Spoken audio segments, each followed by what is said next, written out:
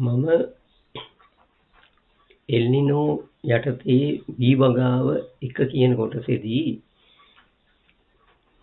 කාබනික වගාවට අදාළ මූලික තොරතුරු රැසක් ඔබට කියලා දුන්නා. මම අද පොරොන්දු වුණා කාබනික වී වගාව ගැන කතා කරනවා කියලා.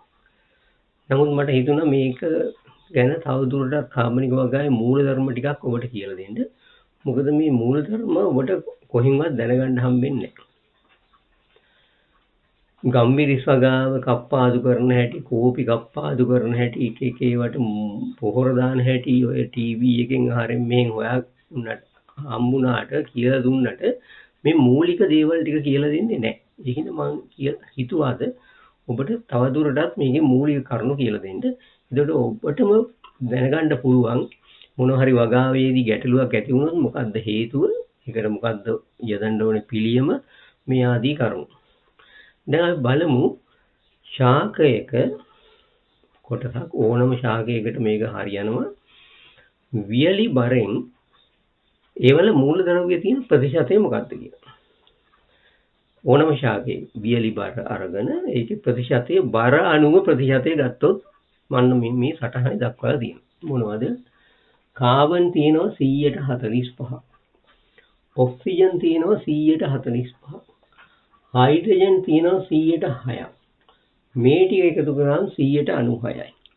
ඉතිරි ඔක්කොම calcium, magnesium, nitrogen, phosphorus, potassium, sulphur, කියන්නේ ගෙන්දගම්, මැංගනීස්, මොලිබ්ඩිනම්, සිලිකන්, යකඩ, සින්ක් තව ඒවා තියෙනවා. අංශු මාත්‍ර මූලද්‍රව්‍ය මේ ඔක්කොම ගත්තහම 104යි.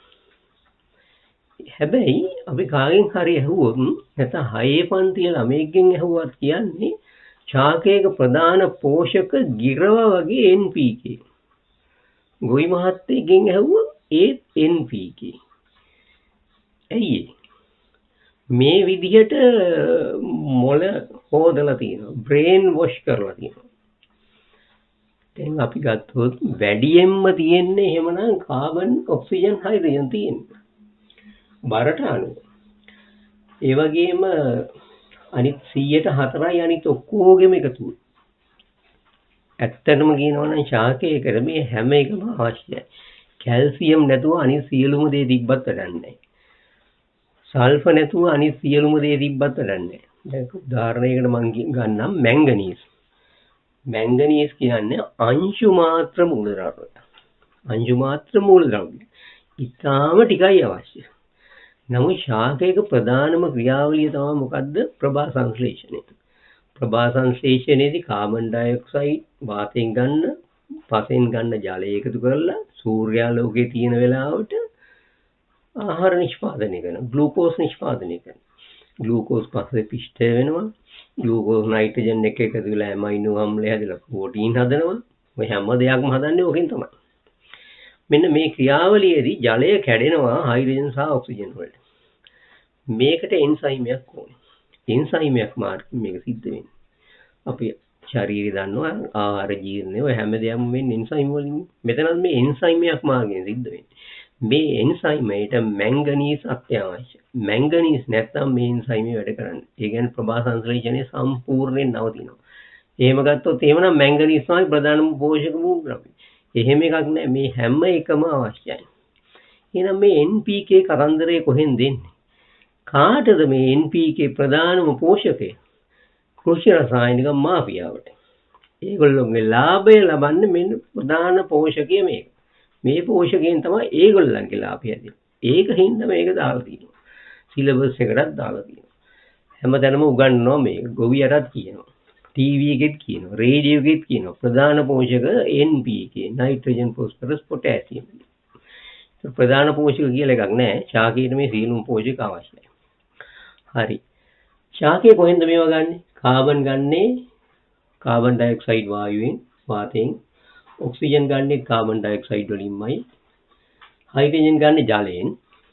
ඒකින්ද මේ ටික විකුණන්න බෑනේ. ඒකින්ද ඒවා විකුණන්න බෑ. ඒකින්ද ඒ ප්‍රධාන පෝෂක නෙමෙයි මාෆියාවට. ප්‍රධාන පෝෂක මෙන්න මේ ටික. දැන් ඇත්තටම මේ ටික අරුණා මේ ටික ගන්න කොහෙන්ද? මේ ටික ගන්නේ පසෙන්. පසේ කණිජවල. හැම khනිජයකම වැලි, බොරළු, මැටි, රොන් මඩ මේ හැම khනිජයකම මේ පෝෂක තියෙනවා. කළු ගල් කෑල්ලක් ගත්තොත් ඕකේ නයිට්‍රජන් තියෙනවා. වායුගෝලයේ 79% නයිට්‍රජන් තියෙනවා. ඒකින්ද වායුගෝලයෙන් නයිට්‍රජන් ගන්නවා. ඒ වගේම පසෙනුත් ගන්නවා khනිජ වලින්. අනිත් සියලුම මූලද්‍රව්‍ය khනිජ වලින් තමයි ගන්නේ. නයිට්‍රජන් ඇර නයිට්‍රජන් දෙකෙන්ම ගන්නවා. වායුගෝලයෙන්ුත් ගන්නවා. khනිජ වලින්ුත් ගන්නවා. වැලි කැටවල පවා නයිට්‍රජන් තියෙනවා. දැන් මේක පැහැදිලි කරොත් උදාහරණයකින් ඔයගොල්ලෝ ගන්න උදාහරණයකට කොන්ක්‍රීට් ස්ලැබ් එක. කොන්ක්‍රීට් ස්ලැබ් එකක බෝ ගස් හිට වෙනවා. බෝ වැල හැදෙනවා. මේක කපන්න නැතුව හිටියොත් මොකද වෙන්නේ? විශාල ගහක් වෙනවා. මේක පෝෂණය ගන්න කොහෙන්ද? ඔය පෝෂණ ද්‍රව්‍ය කොහෙන්ද ගන්න? khනිජ වලින්. මොනවද සිමෙන්තිය තියෙන්නේ? කොන්ක්‍රීට් එකේ මොනවද තියෙන්නේ? වැලි, මෙටල්, කළු ගල් කෑලි. සිමෙන්ති. සිමෙන්ති කියන්නේ මොනවද? උණුගල්, ජිප්සම්, වැලි, මැටි, යපස්, ඕවා අඹරලා හදපු ඒකට khනිජ. ඒ වලින් තියෙනවා. සියලුම පෝෂක ද්‍රව්‍ය එතන තියෙනවා. පස් ඇත්තෙමත් නෑ. ඒත් හොඳට හැදෙනවා. ගල් පර්වතයක හැදෙන ශාකයක් බලන්න. වගේ විශාල හැදෙන ශාක තියෙනවා පස් නැතුව ගලේ. නයිට්‍රජන් වලින් කොටසක් වාතයෙන් ගන්නවා. අනිත් සියලුම දේවල් කාබන්, හයිඩ්‍රජන්, ඔක්සිජන් ඇරුණාම අනිත් සියලුම දේවල් ගන්න කොහෙද? අර කළු ගලෙන් ගන්න. එතකොට මේ khනිජ වල පොළවේ තියෙන දේවල් වල සියලුම පෝෂකය අඩංගුයි. හැබැයි ශාකයට මේකක්වත් ගන්න බෑ. කළු ගලෙන් කෙලින්ම ගන්න බෑ. ඒක කරන්නේ බැක්ටීරියා හා දිලීර එන්සයිම් මාර්ගයෙන් ඒවා දිය කරලා ඒගොල්ලන්ගේ ශරීර වලට ගන්නවා. ඊට පස්සේ ඒක ශාකේ ගන්නවා. ශාක ගන්න විදි කීපයක් තියෙනවා. එකක් තමයි දිලීර, සමහර දිලීර කෙලින්ම මුලත් එක්ක සම්බන්ධ වෙච්ච අය ඉන්නවා. ඒගොල්ලෝ කෙලින්ම ශාකයට එක සපයනවා. තවත් සමහර රනිල ශාක වගේ වල ඉන්නවා මුලේ තියෙනවා ගැටි. මේ ගැටි වල ඉන්නවා බැක්ටීරියා, රයිසෝබියම්. මේගොල්ලන්ට පුළුවන් නයිට්‍රජන් ගන්න වායුගෝලයෙන්. අරගෙන කෙලින්ම දැන් මුල ඇතුළෙම ඉන්න හින්දා ඒගොල්ලන්ට දෙනවා. කෙලින්ම මුලට දෙනවා. ඒ වගේම තවත් සමහර බැක්ටීරියා වර්ගයක් ඉන්නවා ෆ්‍රැන්කියා කියලා. ඒගොල්ලෝ රනිල ශාකවල නෙමෙයි වෙනස් ශාකවල මුල් වල ඉන්නවා. ඒකවල මුල් වලට කෙලින්ම දෙනවා. හැබැයි වී ශාකය ගත්තොත් වී ශාකයේ මූල ගැටි දිහේ මොනවත්ම නැහැ. ඉතින් වී ශාකයට සම්බන්ධ වෙන දිලීර ඉන්නවා. හරි. කාබනික වගාවක් කරනවා නම් රොක්ෆොස්ෆේට් දාලා TSP නොදා අන්න එහෙමනම් ඒ දිලීර හැදෙනවා. ඒ දිලීර කෙලින්ම මුලට අවශ්‍ය පෝෂණය ගෙනල්ලා දෙනවා. අනිත් ක්‍රමය තමයි මම එදා කියලා දුන්න එක මොකද්ද? බැක්ටීරියා දිලීර. ෆන්ජයි කියන දිලීර බැක්ටීරියා මේ දෙකොල්ල ස්වයංපෝෂී.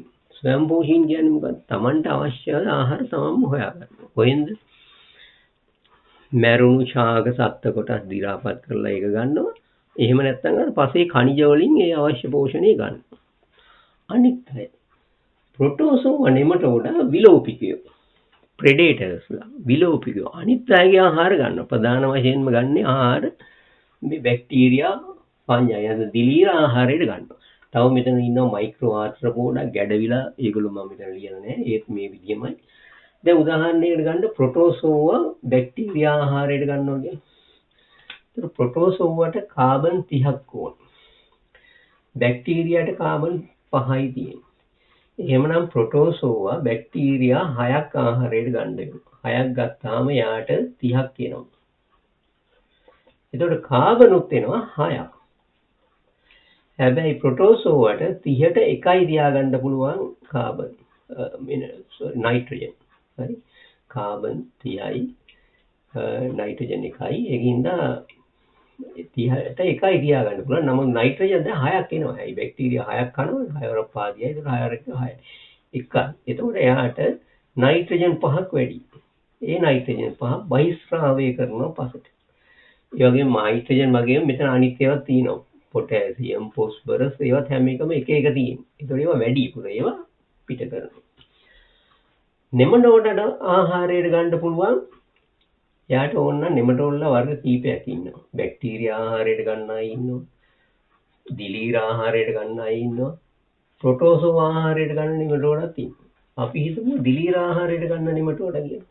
එතකොට මොකද වෙන්නේ? නෙමටෝඩට 100ක් ඕනේ. දිලීර තියෙන්නේ 20යි. එහෙනම් දිලීර කන්න ඕනේ 5. 5 වැඩි කිරීම 20 100යි. ඒතර 5ක් කනකොට නයිට්‍රජනුත් 5ක් එනවා. හැබැයි යාට තියාගන්න පුළුවන් 100ට 1යි. එතකොට 1යි තියාගන්න පුළුවන් නයිට්‍රජන්. එහෙනම් 4ක් වැඩි. ඒක බහිස්රාවය කරනවා. මුත්‍රා කරනවා වගේ බහිස්රාවය කරනවා. එතකොට ඒක ශාකය ලබා ගන්නවා. දැන් මේ ටික කියලා දීලා තියෙනවද ඔය එකම එක වැඩසටහනක වා ටීවී එකේ හරි කොහේ හරි එක උපදේශක මහත්තයෙක් ඇවිල්ලා කියලා දීලා තියෙනවද? නෑ. මේවා කියලා දුන්නොත් කෘෂි රසායනික මාෆියාවට යන එනමන් නැති වෙනවා. ඒකින්ද කියලා දෙන්නේ නෑ. තව ක්‍රමයක් තියෙනවා. මේක ඊටාම මෑතකදී හොයාගත්ත ක්‍රමයක්. මේ බැක්ටීරියා වල තියෙන පෝෂණය කොහොමද ශාකය ගන්න? මේක හොයාගන්නේ 2018 දී මේ රිසර්ච් පේපර් එක එළියට එන්නේ. රට්ගර්ස් යුනිවර්සිටි USA ඇමරිකාවේ ටීම් එකක් ඉන්නවා. එතන ප්‍රධානියා තමයි මහාචාර්ය ජේම්ස් F වයිට්. ඒගොල්ලෝ කරපු පර්යේෂණයක ප්‍රතිඵලයක් එනවා 2018 දී. ඒක අපූර්ව පරීක්ෂණයක්. අපූර්ව ප්‍රතිඵලයක්. මේ මං ඇතුළේ තියෙන මුලක්. ශාකයේ මුල. මේ ඇතුළේ තියෙන මූලකේශ. මේ මූලකේශ මුලින් මේ මූලකේශ. සාමාන්‍ය මූලක ටිප් එක නැත්තම් කෙලවර මෘදුයි. දැන් අපි පොඩි ළමයිට තියෙන එකක්නේ. එන්න බබා ළඟට ආව චොක්ලට් එකක් දෙනවා. සීනි බෝලයක් දෙනවා. බෙහෙත් බිව්වොත් අර්ථ දරන් දෙනවා. මේක අරන් දෙනවා. එහෙම ඒවා කියනවා. දැන් ශාකයත් එහෙම දෙයක් කරනවා. ශාකය ප්‍රභා සංශ්ලේෂණය කරන හදන ආහාර වලින් 130%ක්ම පසට දෙන්නේ. එයාගේ යාළුවන්ට.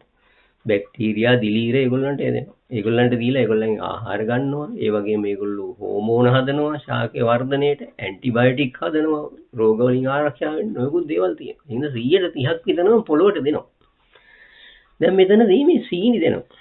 සීනි දුන්නාම බැක්ටීරියා නැත්තම් යීස්ට් විශේෂයෙන් යීස්ට් කියන්නේ නැත්නම් දිලීරයක් වුණාට එයා ඒක සෛලීය කෙනෙක් පොඩි කෙනෙක්. සාමාන්‍ය දිලීර ගත්තොත් මකුළු දැලක් වගේ දැලක් විදිහට තියෙන අක්කරයක් නා අක්කර භූමියම පැතිරලා තියෙන්නේ. ශාකයට කොහෙන් හරි ඈතින් පෝෂණය කරනවා දෙනවා. දැන් මෙතනදී කරන්නේ මොකද්ද? මේ සීනි බෝල දෙනවා වගේ වැඩක් කරන්නේ. දීලා බැක්ටීරියා යීස්ට් වගේ අය විශේෂයෙන් බැක්ටීරියා මේ මුලට එකතු වෙනවා. ඇවිල්ලා මේ මෘදු පටකේ මේකෙන් ඇතුල් වෙනවා. ඇතුල් වෙච්චාම බැක්ටීරියා දන්නේ මේක ඇත්තටම උගුලක් ට්‍රැප් එකක්. ශාකය මොකද කරන්නේ? විශේෂ රසායනික වර්ගයක් කිමිකල් වර්ගයක් තියෙනවා. අපි ඒවට පොදුවේ කියනවා ROS කියලා. Reactive oxygen species. මේ වලින් මොකද කරන්නේ? මේ සෛල දැන් මේවල ගත්තොත් දැන් අපේ සෛල ගත්තොත් ප්ලාස්මා පටලය කියලා එකක් තියෙනවා. සෛල බිත්තියක් නැහැ. නමුත් මේගොල්ලන්ගේ ප්ලාස්මා පටලයට පිටින් සෛල බිත්තියක් තියෙනවා.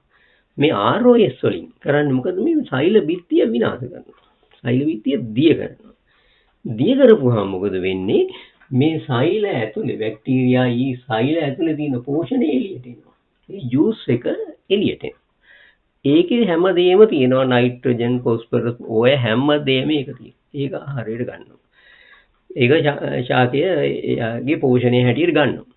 දැන් ඒතකොට මොකද වෙන්නේ? දැන් හිතන්න පුළුවන් දැන් ඒතකොට මෙයා මේ බැක්ටීරියාව මරනවාද කියලා. නෑ මරන්නේ නෑ. මොකද වෙන්නේ ඊළඟට? ඊළඟට වෙන්නේ මේගොල්ලෝ ගිහිල්ලා මේ මූලකේශ වලින් එළියට එනවා. මූලකේශ වලින් එළියට එනවා. මූලකේශයේ කෙලවර බොහොම මෘදුයි ඕකෙන් එළියට. එතකොට දැන් සෛල බිත්තියක් නෑ. ආයි දැන් මේගොල්ලෝ කරන්නේ මොකද? ඒගොල්ලෝ දිරාගිය ශාක සත්ත්ව කොටස් වලින් පසෙන් කාණිජ වලින් ආයි පෝෂණය ලබා ගන්නවා. පෝෂණය ලබාගෙන ආයි හැරයක් වෙනවා. ඉතින් මේ විදිහට මේක සයිකල් එකක් හැටියට සිද්ධ වෙනවා. මේක හොයාගන්න 2018 දී මේක හොයාගන්න. ඒකින්ද මම ඔයගලන්ට ඔය කොහෙන්වත් මේ තොරතුරු එන්නේ නැහැ. දැන් මේක කියලා දෙන්නෙත් නැහැ නේ. කියලා දෙන්න නැත්නම් මේක කිය කොහොමවත් කියලා දෙන්නේ නැහැ. දැන් මේව තමයි මූලිකම කරුණු කාබනික වගාව කතා කරනකොට. එතකොට දැන් ඔයගලන්ට හොඳ අවබෝධයක් තියෙනවා කොහොමද මේ පෝෂණය ශාකයේ ගන්නෙ. ශාකයට NPK කියන එක ප්‍රධාන පෝෂකයක් නෙමෙයි. ශාකයේ සලකන්නේ හැම මූලද්‍රව්‍යයක්ම එයාට වැදගත්. NPK වැදගත් පොහොර කොම්පැනි වලට. ඊළඟ එකේදී මම කොහොමද නිසියාකාරව කාබනිකව V වගාව කරන්න කියලා කතා කරනවා. ඒකෙදි V වගාවට විතර නෙමෙයි ඒතෙන් අදාළ දේවල් අනිත් වගාවල් වලටත් ගැලපෙනවා.